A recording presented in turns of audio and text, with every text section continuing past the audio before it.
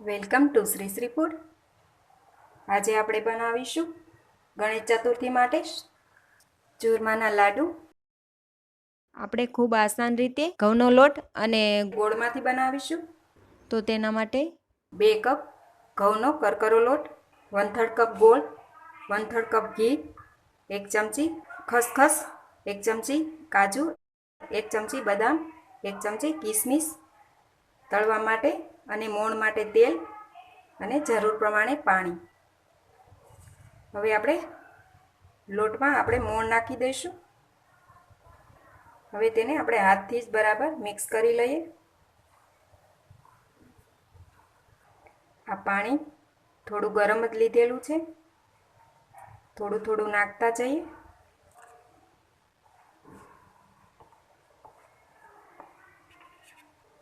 હવે આપણે આ લોટમાંથી આ રીતે આપણે મુઠિયા બધા બનાવી લઈએ.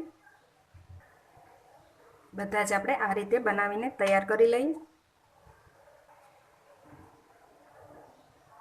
મુઠિયા આપણે પતલા જ બનાવવાના છે. બધા જ મુઠિયા વળાઈને તૈયાર થઈ ગયા છે. એ મુઠિયાને આપણે તળવાના છે. હવે આપણે તેલ ગરમ કરવા મૂકી દઈએ. તેલ ગરમ થઈ ગયું છે. આપણે તેને તળવા મૂકી દઈએ.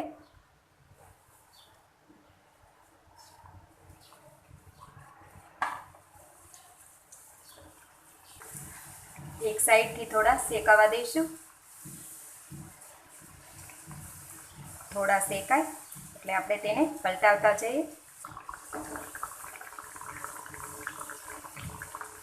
મુઠિયાને આપણે લાઈટ ગુલાબી થાય ત્યાં સુધી તળીને તૈયાર કરી લઈએ. મુઠિયા આપણા તળાઈને તૈયાર થઈ ગયા છે.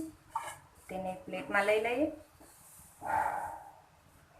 આ રીતે જ આપણે બીજા તળીને તૈયાર કરી લઈએ.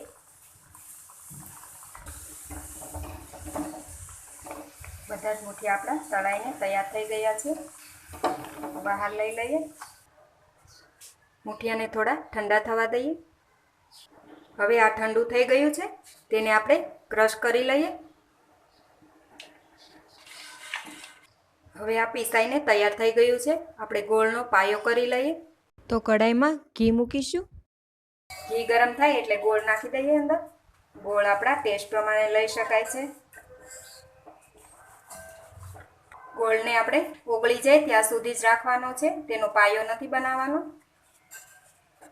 ગોળ આપણો ઓગળી ગયો છે. હવે આપણે આની અંદર ઇલાયચી અને જાયફળનો પાવડર, કાજુ, બદામ, કિસમિસ નાખી બરાબર મિક્સ કરી લઈએ. હવે આપણે ગોળ આની અંદર નાખી દઈએ અને તેને બરાબર મિક્સ કરી લઈએ. કાજુ બદામ તમારે જે પ્રમાણે નાખવા હોય એ રીતે નાખી શકાય છે. હવે આ બરાબર મિક્સ થઈ ગયું છે. આપણે લાડુવાળી તૈયાર કરી લઈએ. આ મોલ્ડ લીધેલું છે તેમાં આપણે લાડુ બનાવીશું. આ રીતે બરાબર પ્રેસ કરી દઈએ.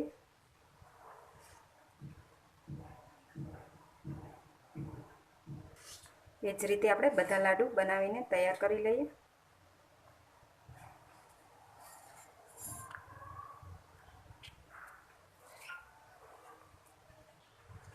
લાડુ આપણા બની ગયા છે. આપણે ખસખસ લગાવી દઈએ.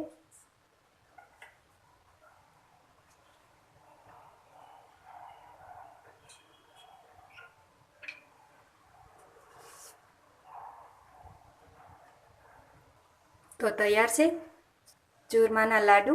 તમે પણ ઘરે જરૂરથી બનાવજો અને તમારા અનુભવ અમારી સાથે શેર કરજો. અને તમે અમારી ચેનલ પર નવા જ આવ્યા હોય તો મારી ચેનલને લાઈક, શેર અને સબસ્ક્રાઈબ કરવાનું ભૂલતા નહીં. તો ફરી મળીશું એક નવી રેસીપી સાથે.